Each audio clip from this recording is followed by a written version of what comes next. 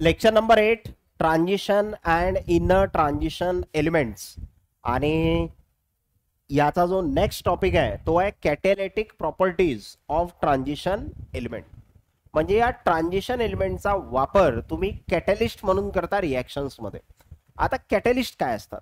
Catalyst हे असे substance असतात जे रिॲक्शनचा स्पीड वाढवण्याचं काम करतात.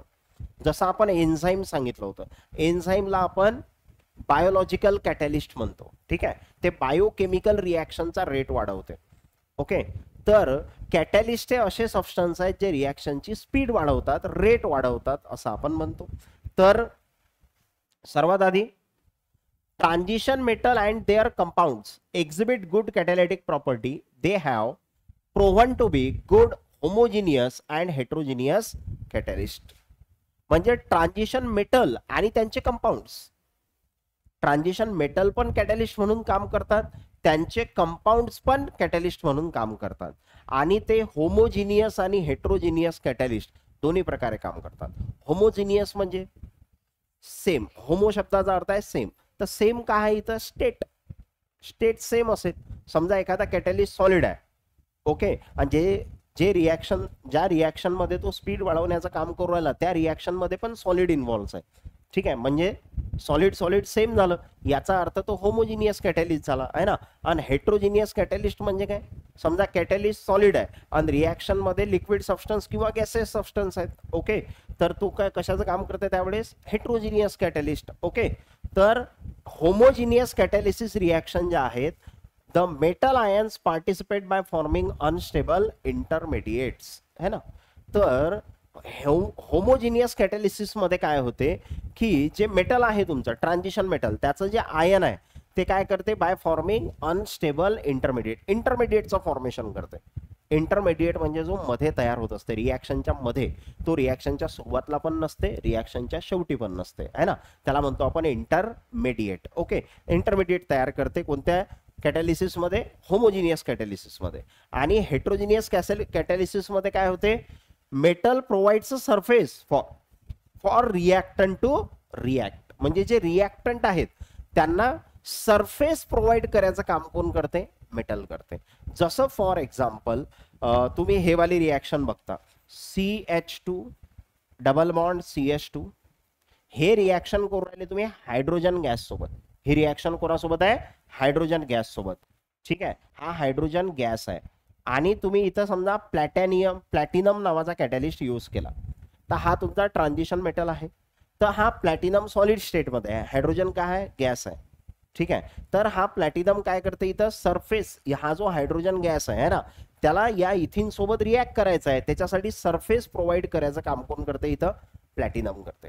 ठीक आहे, रिॲक्शन, या दोघांची रिॲक्शन घडवून आणण्यामध्ये इथं प्लॅटिनमचा रोल आहे, हा त्याला सरफेस प्रोव्हाइड करते.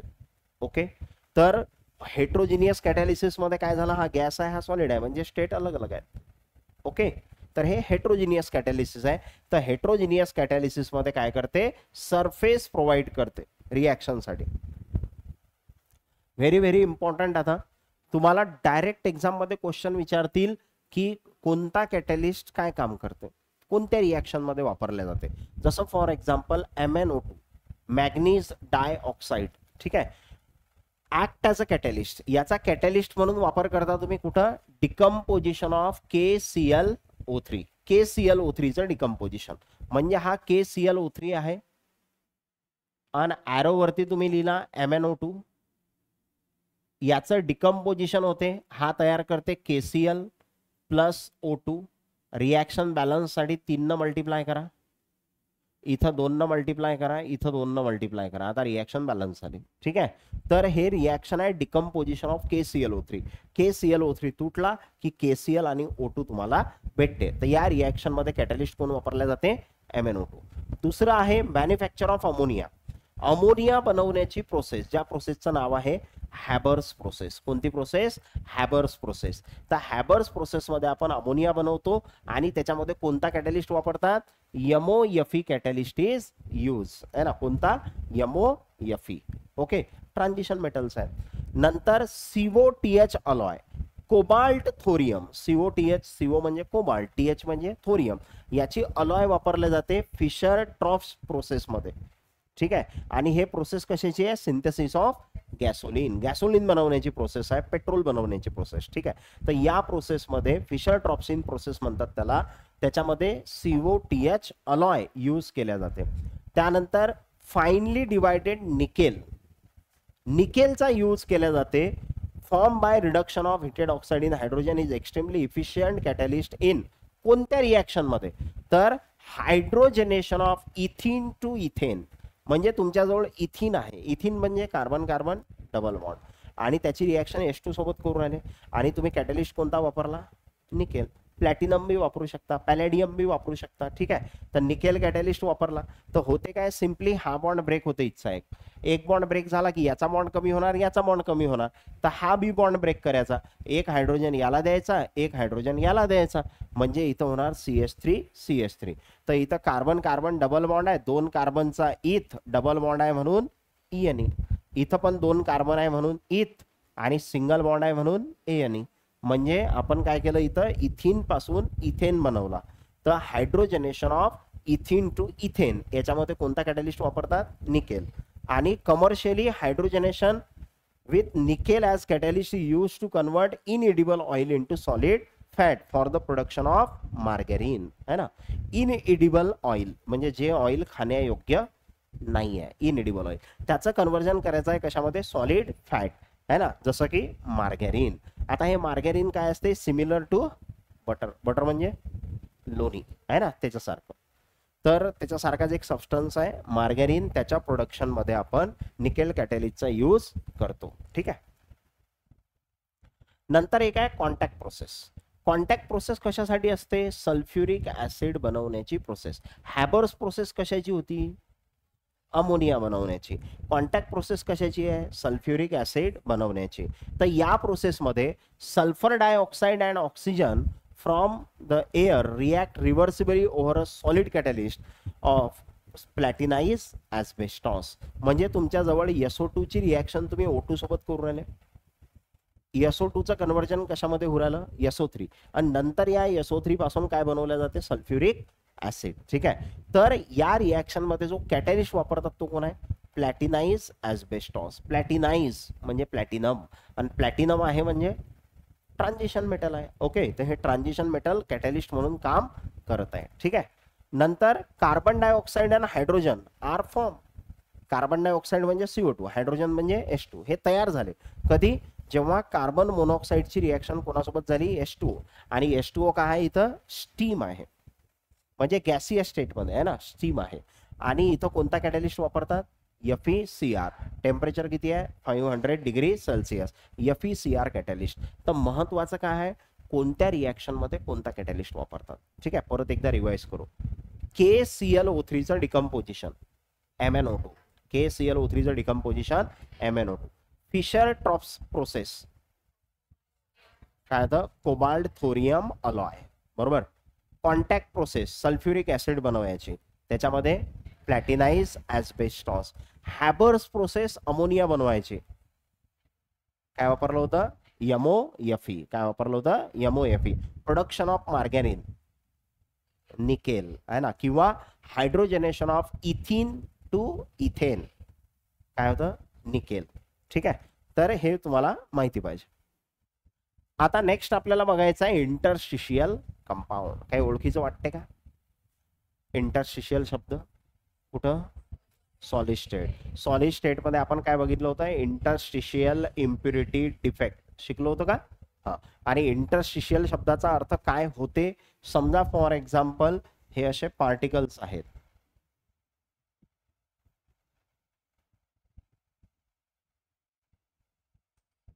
आणि या पार्टिकलच्या मध्ये ही जे जागा आहे ना, ही जागा, या जागेला काय म्हणतो आपण? Interstitial. Interstitial space. Interstitial space किंवा साइट किंवा पोझिशन, आहे ना. तर हे इंटरस्टिशियल साइट आहे किंवा इंटरस्टिशियल स्पेस आहे. मग आता इंटरस्टिशियल कंपाऊंड्स काय आहेत? की जसं फॉर एक्झाम्पल हे एखादं मेटल आहे, आणि त्याच्या या इंटरस्टिशियल साइट मध्ये कोणता तरी एखादा सबस्टन्स आहे प्रेझेंट, आणि त्याच्यामुळे जे कंपाऊंड तयार झालं त्याला काय म्हणणार, इंटरस्टिशियल कंपाऊंड. म्हणजे when small atoms like hydrogen, carbon, nitrogen are trap in the interstitial spaces within the crystal lattice, the compound form are called interstitial compound. तर इंटरस्टिशियल कंपाऊंड कशाला म्हणतात म्हणते, जेव्हा स्मॉल ॲटम्स ज्यांची साईज छोटी आहे, hydrogen, carbon, nitrogen हे trap होतात कशामध्ये, या इंटरस्टिशियल स्पेसमध्ये किंवा इंटरस्टिशियल साईटमध्ये. त्या क्रिस्टल लॅटिस म्हणजे याची अरेंजमेंट आहे ना, तर या इंटरस्टिशियल साईटमध्ये स्मॉल ॲटम्स ट्रॅप होतात, तर जे कंपाऊंड तयार होतात त्याला काय म्हणतो आपण, इंटरस्टिशियल कंपाऊंड. आणि sometimes sulphides and oxides are also trap. म्हणजे कधी कधी तुम्हाला इथं सल्फर ऑक्सिजन पण दिसेल, जसं हायड्रोजन, कार्बन, नायट्रोजन आहे तसाच सल्फर ऑक्सिजन पण येऊ शकते. ठीक आहे. नंतर steel and cast iron are example of interstitial compound. Interstitial कंपाऊंडचे एक्झाम्पल काय, स्टील आणि कास्ट आयरन. आता हे इंटरस्टिशियल कंपाऊंड कोणाचं आहे, कार्बन अँड आयरन. म्हणजे स्टील असो कास्ट आयरन असो, याच्यामध्ये काय असते, कार्बन आणि आयरन असते. ठीक आहे. Due to presence of carbon malleability and ductility of iron is reduce, आहे ना. त्याची मेलिएबिलिटी, डक्टिलिटी ह्या ज्या प्रॉपर्टी आहेत ह्या काय होतात, रिड्यूस होतात. आता मेलिएबिलिटी काय असते, कशाला म्हणतो, मेटलची प्रॉपर्टी आहे ना मेलिएबिलिटी. म्हणजे मेटलला जेव्हा आपण ठोकतो त्याचे काय तयार होतात, पत्रे तयार होतात, आहे ना, थिन शीट तयार होतात. आणि डक्टिलिटी, त्याच्यापासून आपण बारीक तार तयार करू शकतो. तर हे प्रॉपर्टी काय होत त्याची, रिड्यूस होते, है ना. आणि काय वाढते, इट्स टेनेसिटी इन्क्रीजेस, टेनेसिटी वाढते. म्हणजे साध्या सोप्या भाषेत त्याची डक्टिलिटी, मेलिएबिलिटी कमी होऊ राहिली. म्हणजे आता ते ठोकलं तर पत्रे तयार होतील का, तार तयार होईल का, नाही. ठीक आहे. तर ह्या प्रॉपर्टी काय झाल्या, त्याच्या रिड्यूस झाल्या आणि टेनेसिटी काय झाली, इन्क्रीज झाली. आता कास्ट आयरन जर तुम्ही बघितलं, स्टील जर आता स्टील तर बघितलेलंच असेल, आहे ना.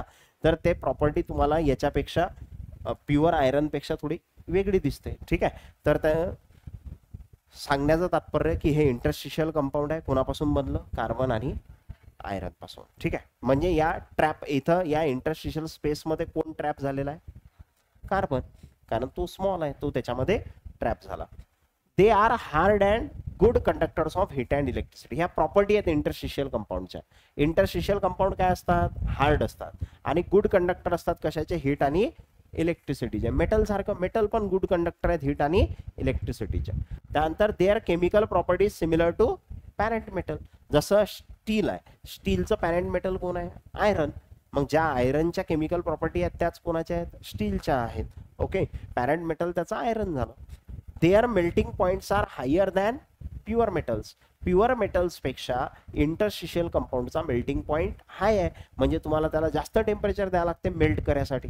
ठीक आहे. नंतर their density are less than parent metal. Parent metal पेक्षा त्यांच्या डेन्सिटी काय आहेत, कमी आहेत. पॅरेंट मेटल पेक्षा डेन्सिटी कमी पण मेल्टिंग पॉइंट जास्त. डेन्सिटी कमी, मेल्टिंग पॉइंट जास्त. Metallic carbides. आता मेटॅलिक कार्बाइड्स कोणाला म्हणायचं, जर इंटरस्टिशियल स्पेसमध्ये कार्बन ट्रॅप झालेला असेल तर त्याला काय म्हणायचं, मेटॅलिक कार्बाइड्स. तर ते केमिकली इनर्ट असतात, ते कोणासोबत रिॲक्शन करत नाहीत आणि एक्स्ट्रीमली हार्ड ॲज डायमंड. आणि जे मेटॅलिक कार्बाइड असतात ते खूप जास्त हार्ड असतात, जसं की diamond.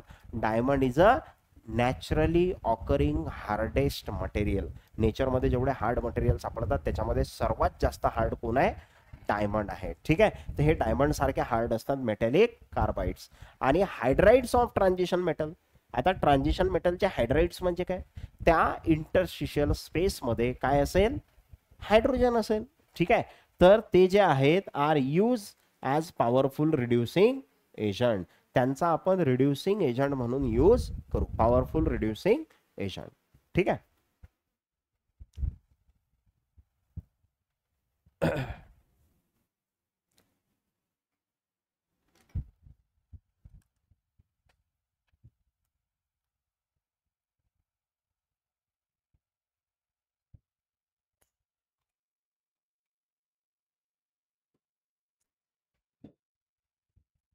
Name the carbide. Use making cutting tools. Cutting tools. Cutting tools जे कट करायसाठी वापरतात, जसं चाकू आहे, कैची आहे, याला कटिंग टूल्स म्हणणार ना आपण. ठीक आहे. तर हे जे कटिंग टूल्स आहेत याच्यामध्ये कोणतं कार्बाईड वापरतात, तर कोणतं, टंगस्टन कार्बाईड आहे ना. कटिंग टूल्स मध्ये कोणतं कार्बाईड वापरतात, टंगस्टन कार्बाईड. त्यानंतर use in manufacture of steel, steel manufacture करण्यासाठी आयरन कार्बाईड, कारण स्टील मध्ये काय असते, आयरन आणि कार्बन, म्हणजे काय झालं, आयरन कार्बाईड. तर ते स्टील मॅन्युफॅक्चरिंग मध्ये यूज केल्या जाते. अलॉय, तसं अलॉय मी तुम्हाला सोल्युशन चॅप्टर मध्ये शिकवलं, कारण alloy is a homogeneous mixture आणि homogeneous mixture is a solution. अरे सांगितलं आहे ना. हा, तर अलॉय काय असते, होमोजिनियस मिक्सचर असते. कोणाचं, मेटलचं मेटल सोबत किंवा मेटलचं नॉन मेटल सोबत, त्याला आपण काय म्हणतो, अलॉय. म्हणजे alloy is a homogeneous mixture form by mixing metal with other metal और non metal in a certain proportion. मग अलॉयचे काही एक्झाम्पल माहिती आहेत का तुम्हाला, अलॉयचे काही examples, stainless steel, stainless steel, अजून ब्रास आहे, त्यानंतर ब्रॉन्झ आहे, अरे आहे का, ब्रास आहे, ब्रॉन्झ आहे, है ना, भरपूर आहेत, क्युप्रा निकेल आहे. ओके, तर ह्या काय आहेत, अलॉय, ज्या कशा तयार होतात, मेटलला मेटलमध्ये मिक्स करून किंवा मेटलला नॉन मेटल सोबत मिक्स करून. ठीक आहे, अलॉय. आणि ते मिक्सचर कसं असते, होमोजिनियस मिक्सचर. ठीक आहे.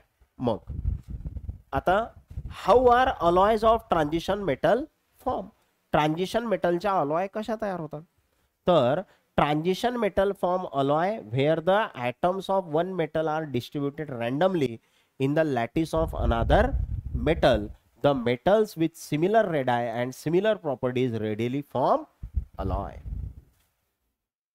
म्हणजे याचं म्हणणं काय की जे ट्रान्झिशन मेटल अलॉय तयार करतात, ठीक आहे, तर त्याच्यामध्ये where atoms of one metal are distributed randomly in the lattice of another metal. एका मेटलचं लॅटिस होतं, त्याच्यामध्ये दुसऱ्या मेटलचे ॲटम्स आले, बरोबर. जसं तुम्हाला आठवत असेल तर कॉपर आणि झिंक असं एक आपण एक्झाम्पल सबस्टिट्यूशनल इम्प्युरिटी डिफेक्ट मध्ये सांगितलं होतं, आठवते का, सबस्टिट्यूशनल इम्प्युरिटी डिफेक्ट, कॉपर आणि झिंक असं काहीतरी एक एक्झाम्पल घेतलं होतं आपण. तर तिथं काय झालं होतं, कोणाला रिप्लेस केलं होतं,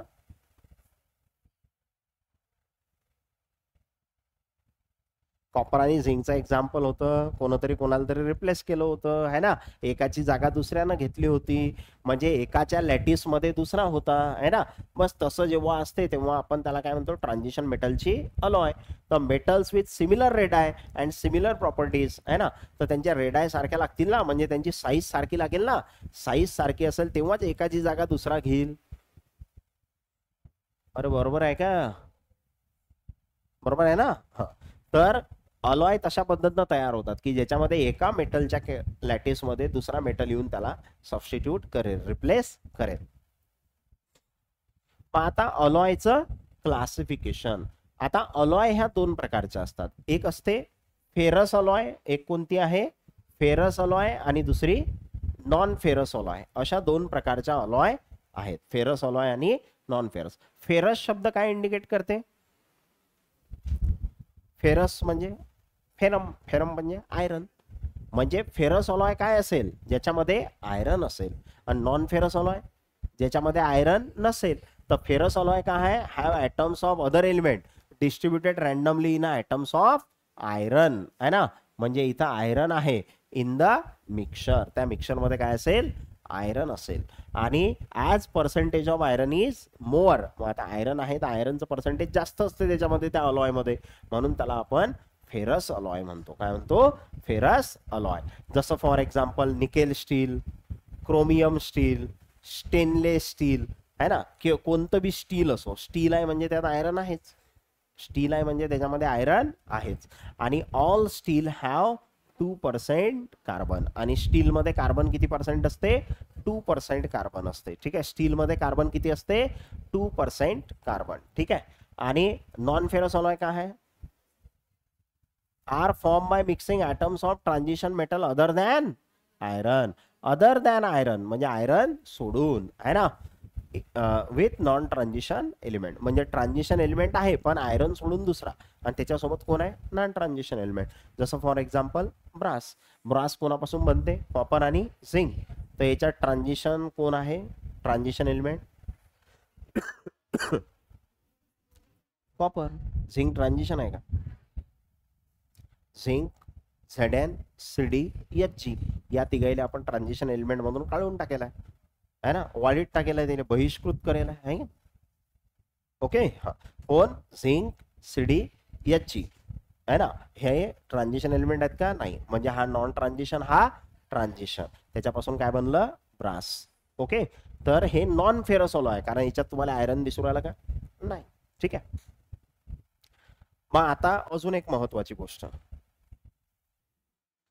अलॉय, त्यांचे युजेस आहे ना, ती अलॉय कुठे यूज केल्या जाते? जसं ब्रॉन्झ अलॉय कोणापासून बनते? ब्रॉन्झ, कॉपर आणि टीन. कॉपर म्हणजे Cu, टीन म्हणजे Sn. कारण टीनचं दुसरं नाव काय असते? स्टॅनम. टीनचं दुसरं नाव काय असते? स्टॅनम. ठीक आहे, तर कॉपर आणि टीन. तर हे टफ आहे, स्ट्रॉंग आहे, कोरोजन रेजिस्टंट आहे. कोरोजन रेजिस्टन्स आहे म्हणजे ते गंजत नाही की जंगत नाही? जंगत नाही की गंजत नाही?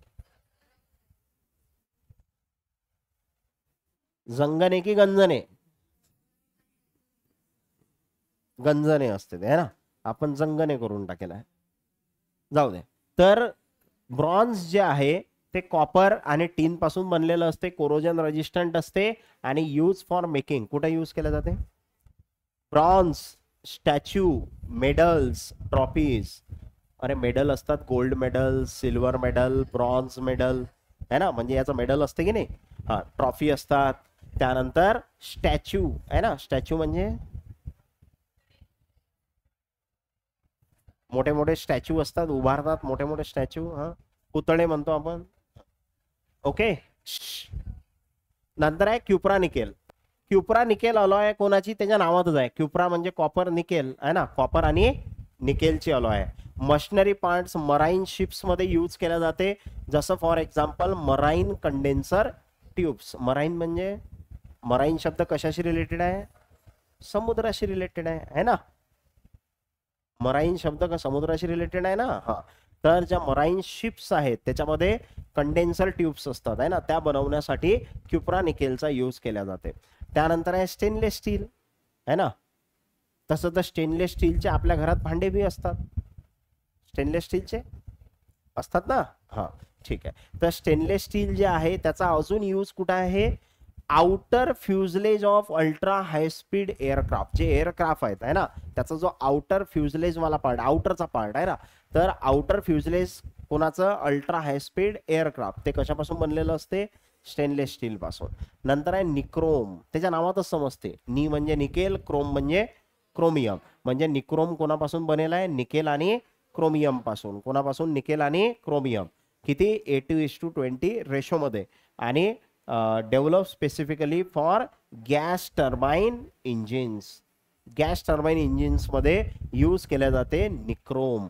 हे महत्वाचं आहे. एवढं कलरफुल कशासाठी बनवलं तुम्ही लक्षात ठेवसाल, याच्यासाठी बनवलं ते, बरोबर ना.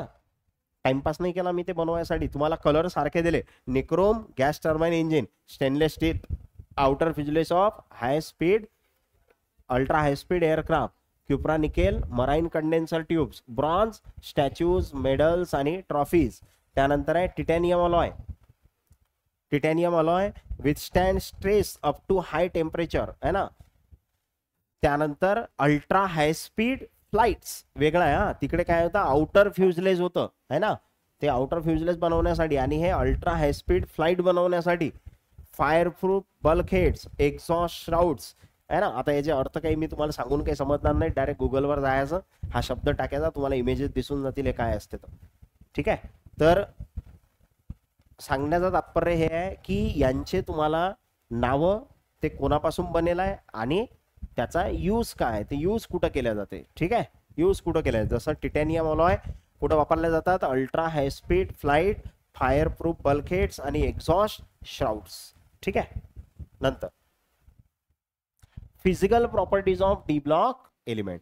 आता ह्या तर माहितच आहे, डी ब्लॉकचे एलिमेंट काय आहेत? मेटल्स. आणि मेटलच्या प्रॉपर्टी माहित नाहीत का तुम्हाला? माहितच आहे की D block elements are lustrous and shining. Metals आहेत म्हणजे त्यांना लश्कर असेलच. हार्ड असतील, हाय डेन्सिटी असते त्यांची. ओके, त्यानंतर हाय मेल्टिंग आणि बॉइलिंग पॉइंट. आता मेटल्स आहेत तर मेल्ट करण्यासाठी खूप जास्त टेम्परेचर द्यावं लागते. त्यानंतर गुड इलेक्ट्रिकल आणि थर्मल कंडक्टर, हीट कंडक्ट करतात ते, इलेक्ट्रिसिटी कंडक्ट करतात, त्यांची हाय टेन्साईल स्ट्रेंथ आणि मॅलेबिलिटी असते. सांगेल आहे सगळं आहे ना. त्यांना ठोकलं तर पत्रे तयार करता येतात. ओके, त्यानंतर they can form alloy with transition and non transition metal. Alloy बी तयार करतात, मेटल्स अलॉय तयार करतात.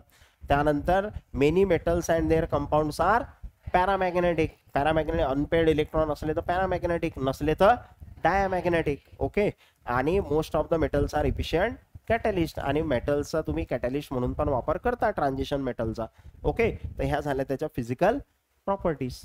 त्याच्या केमिकल प्रॉपर्टीज सांगायच्या झाल्या तर all D block elements are electropositive metals.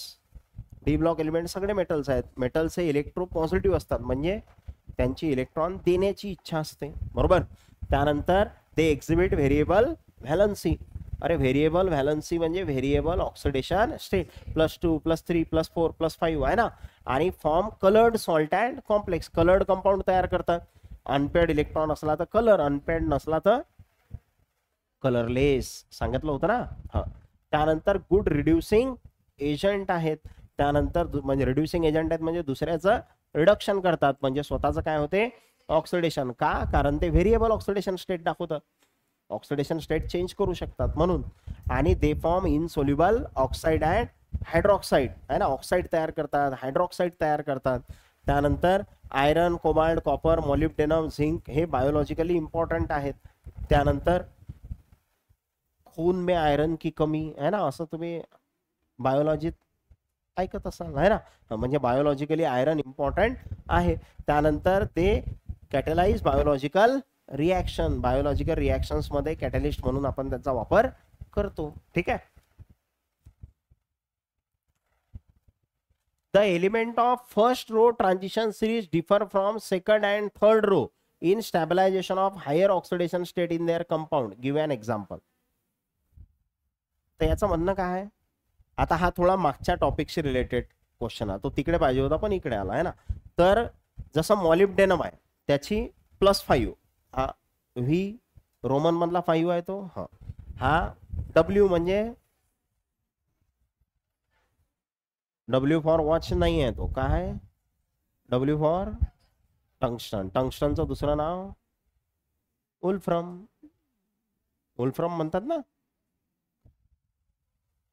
Molybdenum, tungsten compounds are more stable आहे ना. तर यांचे जे कंपाऊंड आहेत जसं +5 +6 वालं हे मोर स्टेबल आहे कोणापेक्षा, क्रोमियम 6 आणि मॅग्नीज 7. हे 8 झालं. मॅग्नीज 8 असते का बे.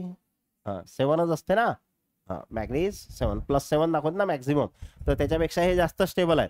Highest oxidation state for element of first row. First row मध्ये हायएस्ट ऑक्सिडेशन स्टेट कोणती होती +7. कोण दाखवली होती मॅग्नीजनं. आणि in case of third row आणि तिसऱ्या रो मध्ये +8 कोण आहे +8. कोणती आहे +8. आणि +8 कोण दाखवते Ru रुदेनियम आणि ऑस्मियम. इथं बघा ओ किती असते -2. किती वेळा 4 वेळा, म्हणजे किती झाला हा -8 आहे तर Ru काय झाला +8. तर याची +8 काय है ना, हा +8 दाखवते. म्हणजे थर्ड रो वाला जो आहे तो हायएस्ट ऑक्सिडेशन स्टेट +8 दाखवते. Okay.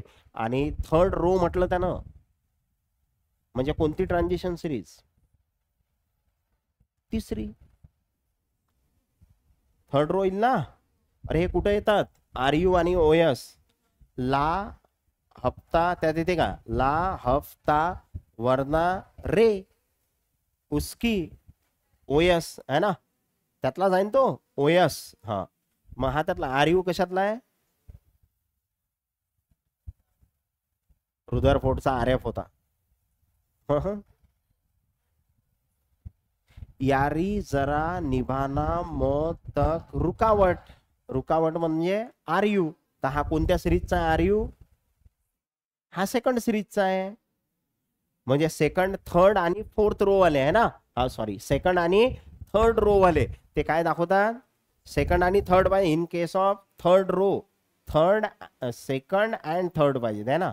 Second and third row, कारण आरयू कशातला आहे, सेकंड मधला आहे, आणि ओएस थर्ड. बरोबर आहे ना. यारी जरा निवाना मौत तक रुकावट, आरयू. बरोबर ना. नेक्स्ट क्वेश्चन आता. Which catalyst following is used for synthesis of gasoline? Fischer-Tropsch process. होना है COTH alloy यूज केल्या जाते ना. हा, आता डायरेक्ट फक्त आपल्याला टिक करायचंच काम आहे, इझिली आपण करू शकतो. Identify the correct statement about property of interstitial compound. शिकलो ना interstitial compound. Metallic carbides are chemically inert. सांगितलं होतं ना, मेटॅलिक कार्बाइड केमिकली इनर्ट आहेत, ते रिएक्शन करत नाहीत, है ना. नंतर densities of this compounds are higher than parent metal. Less असते की नाही, मेल्टिंग पॉइंट हाय असते, है ना, डेन्सिटी लेस असते. Chemical properties of interstitial compound are different than parent metal. Different असते का? केमिकल प्रॉपर्टी पॅरेंट मेटल पेक्षा डिफरंट, म्हणजे हे चुकीचं आहे, है ना. आणि melting point of this metal are lower than parent metal. Higher असते ना, मेल्टिंग पॉइंट हायर असते, केमिकल प्रॉपर्टी सेम असतात, हा डिफरंट म्हणून राहिला, म्हणजे हे 3 चुकेल आहेत. करेक्ट कोणता आहे? ए. ठीक आहे. नेक्स्ट.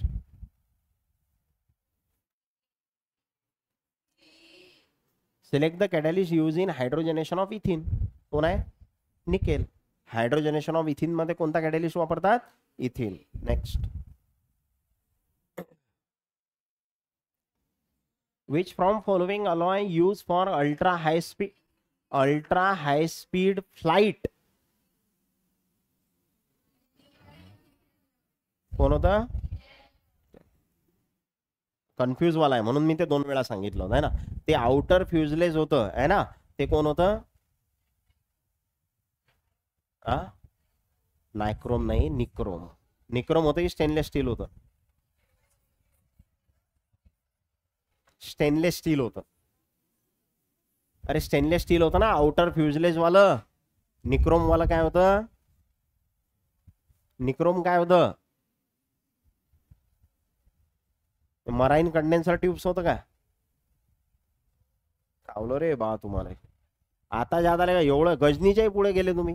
हा, गजनी इतक्या लवकर भुलत नाही. 15 मिनिटं झालं वाटते, 15 मिनिटं.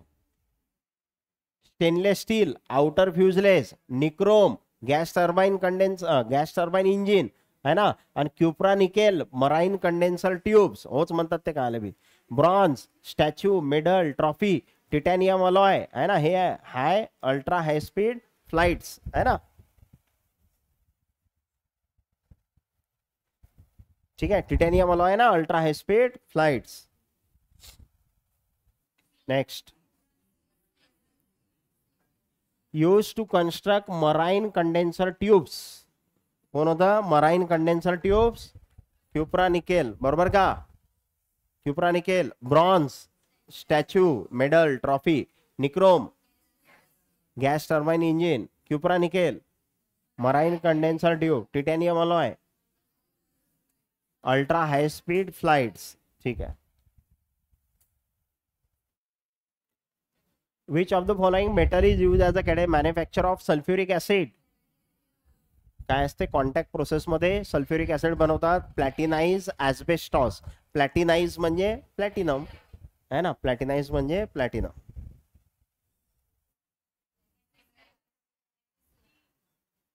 Identify the catalyst A use in the following reaction. आता कॅटॅलिस्ट ए कुठं आहे? हा इथं आहे. कोणता कॅटॅलिस्ट? COH2. प्लॅटिनाइज ऍस्बेस्टॉस आहे का? तो सल्फ्युरिक ऍसिड मध्ये होता. MnO2 KClO3 साठी होता, म्हणजे हा भी नाही आहे. COTH फिशर ट्रॉप्सिन म्हणजे सिंथेसिस ऑफ गॅसोलिन, तो भी नाही आहे, म्हणजे कोण आहे? FeCr. म्हणजे ऑप्शन डी तुमचं करेक्ट आहे. कट बी करता आले पाहिजेत. असं नेहमी त्याला रिवाइज करा. त्याला रिवाइज केले तर ते लक्षात राहतील, तसे थोडी लक्षात राहतील. ठीक आहे. जरी क्वेश्चन आता आपल्याला माहिती आहे ना, प्लॅटिनाइज ऍस्बेस्टॉस आला तर हा तर कॉन्टॅक्ट प्रोसेस मध्ये होता सल्फ्युरिक ऍसिडच्या. MnO2 KClO3 च्या डिकम्पोजिशन मध्ये होता. COTH alloy Fischer Tropsch process, जे कशाची होती? Synthesis of gasoline. म्हणजे असं तुम्हाला लक्षात ठेवावं लागेल ना.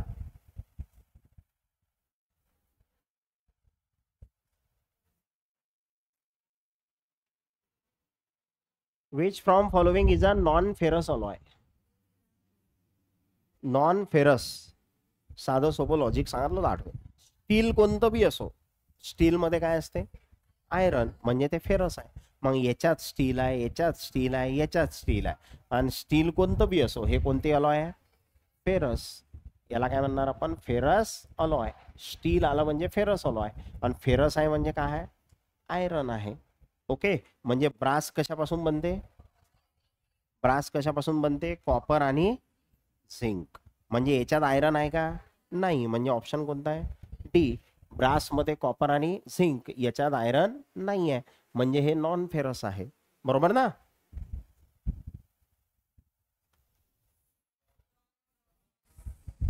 Which of the following alloy is use to make statues. Statue बनवण्यासाठी काय असते, ब्रॉन्झ. आता परत एकदा, nichrome, gas turbine engines, stainless steel, outer fuselage of high speed aircraft है ना. त्यानंतर cupro nickel, marine condenser tubes. ठीक आहे. आणि ब्रॉन्झ, स्टॅच्यू, मेडल्स, ट्रॉफीज. परत परत तेच तेच. Identify ferrous alloy. एकदम सोपा आहे ना, फेरसची ट्रिकच सांगितली मी तुम्हाला. स्टील, स्टील दिसलं म्हणजे फेरस, स्टील दिसलं म्हणजे फेरस. ओके. अरे हे पा, ब्रॉन्झ आहे म्हणजे कोण आहे, ब्रॉन्झ, कॉपर आणि टीन. ब्रॉन्झ आहे, ब्रास नाही आहे. ब्रास असलं तर कॉपर आणि झिंक, हा कॉपर आणि टीन. निक्रोम, निकेल आणि क्रोमियम. क्युप्रा निकेल, कॉपर आणि निकेल, कॉपर आणि निकेल. आता निकेल स्टील आहे. आता निकेल स्टील आहे म्हणजे, स्टील आहे म्हणजे कार्बन तर आहेच, स्टील मध्ये कार्बन आणि आयरन आहेच, आणि कोण आहे, निकेल आहे. ओके, तर याच्यात आयरन आहे, बाकीच्या याच्यात नाही आहे. नेक्स्ट आहे आता मिनरल आणि वर. तर हे आपण नेक्स्ट क्लासमध्ये, ठीक आहे.